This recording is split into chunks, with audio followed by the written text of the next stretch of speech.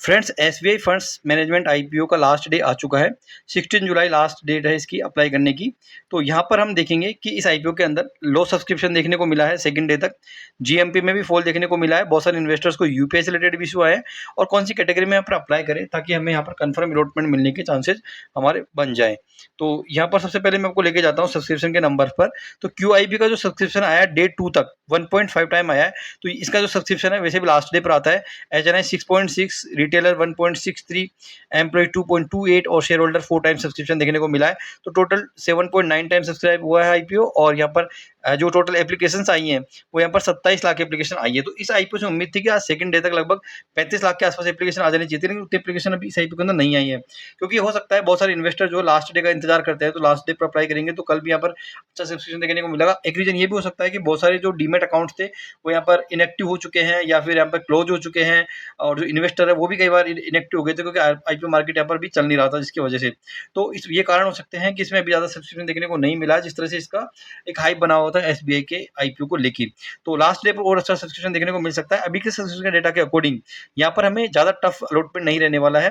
बाकी अलॉटमेंट से रिलेटेड और बात करेंगे इस वीडियो में। उससे पहले मैं आपको बता देता हूँ कि यहाँ पर ग्रे मार्केट का क्या हाल चल रहा है। तो ग्रे मार्केट आप देखोगे तो ग्रे मार्केट प्रीमियम इसका आज यहाँ पर 89 रुपीज का है। आप देख सकते हो कहीं पे 110 रुपए का था वो गिरकर 89 का हो गया। तो नए इन्वेस्टर को ये जब ग्रे मार्केट प्रीमियम गिरता है तो डेफिनेटली डर लगता है कि कहीं यहाँ पर ये आईपीओ डिस्काउंट में ना खुल जाए या हमें लॉस ना हो जाए। लेकिन एसबीआई जो फंड्स कंपनी है काफी सॉलिड कंपनी है। इसमें एंकर का जो इन्वेस्टमेंट है वो भी बहुत अच्छा आया है। ये जो आईपीओ है वो लिस्टिंग के हिसाब से तो अच्छा है ही, प्लस लॉन्ग टर्म के हिसाब से भी अच्छा है। तो मेरे हिसाब से अगर ये थोड़ा बहुत फॉल हुआ है इस आईपीओ के ग्रे मार्केट में, इसे हमें घबराना नहीं चाहिए। हो सकता है यहाँ पर ग्रे मार्केट के अकॉर्डिंग लिस्टिंग ना होकर हो सकता है इससे ज़्यादा भी लिस्टिंग हो जाए, ये हम ये एक्सपेक्ट कर रहे हैं ना। तो हमें ग्रे मार्केट में फॉल हुआ है इससे कोई घबराना नहीं है। बाकी आपकी रिस्क है। देखो आप अगर आप अप्लाई ग्रे मार्केट को देख के ही अप्लाई करते हो वो आपकी चॉइस है, बट मेरे हिसाब से कंपनी ठीक है। ग्रे मार्केट अभी कहाँ पे कम चल रहा है, डिमांड कम है, इस वजह से ग्रे मार्केट का जो प्रीमियम है वो 15% पर ट्रेड कर रहा है। बट इसको भी यहाँ पर ज़्यादा इस पर फोकस नहीं करना चाहिए ग्रे मार्केट पे को लेके।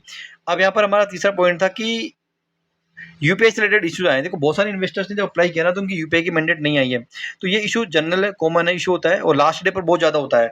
तो ये इशू लास्ट डे पर बहुत ज़्यादा आएगा। तो आपको क्या करना है, अगर यूपीआई से रिलेटेड अगर आपका मैंडेट नहीं आया है तो उस मैंडेट को आप कैंसिल कर दो। उसके बाद में आप दोबारा से आप मैंडेट को भेज सकते हो। या फिर अगर आपके पास में यूपीआई से अप्लाई नहीं करना चाहते हो तो नेट बैंकिंग से आप अप्लाई कर सकते हो। एक चीज़ बता देता हूँ, अगर आप यहाँ पर स्मॉल एचएनआई के अंदर या बिग एचएनआई के अंदर एक बार अप्लाई कर देते हो तो फिर उसकी एप्लीकेशन यहाँ पर कैंसिल नहीं होती है, वो उसकी एप्लीकेशन जो यहाँ पर अपडेट होती है। तो आप स्मॉल एचएनआई बिग एचएनआई को कैंसिल करते टाइम पर एक बार सोच लेना। रिटेल की एप्लीकेशन कैंसिल हो जाएगी, शेयर होल्डर की हो जाएगी और जो एम्प्लॉय कैटेगरी है उसकी भी एप्लीकेशन कैंसिल होकर वापस अप्लाई हो जाएगा। लेकिन स्मॉल एचएनआई बिग एचएनआई में दिक्कत हो सकती है, इस बात का आप ध्यान में रख लेना। बाकी लास्ट टॉपिक हमारा कंफर्म अलॉटमेंट कैटेगरी कौन सी हो सकती है।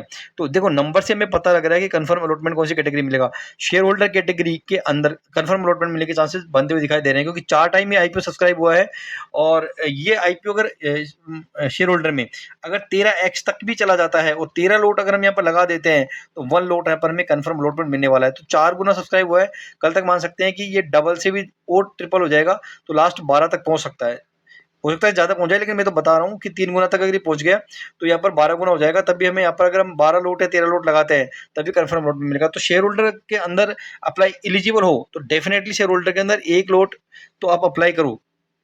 मतलब मीनिंग अगर जितना फंड है, अगर 1 लोट का फंड है तो 1 लोट, 5 लोट का फंड है तो 5 लोट और 13 लोट का फंड है तो 13 लोट, मैक्सिमम 13 लोट तक लगाने की इसमें कोशिश करो। ठीक है, तो फंड्स को इस तरह से आपको मैनेज करना है कि आपका शेयर होल्डर कैटेगरी के अंदर भी अप्लाई हो जाए और इनमें से किसी एक कैटेगरी के अंदर भी यहाँ पर अप्लाई हो जाए। अगर रिटेल में अप्लाई एलिजिबल हो तो रिटेल में अप्लाई करो प्लस शेयर होल्डर में, और अगर एचएनआई में एलिजिबल हो तो एचएनआई और शेयर होल्डर के अंदर आप अप्लाई कर सकते हो। तो शेयर होल्डर के अंदर यहाँ पर अलॉटमेंट मिलना ईजी रहेगा।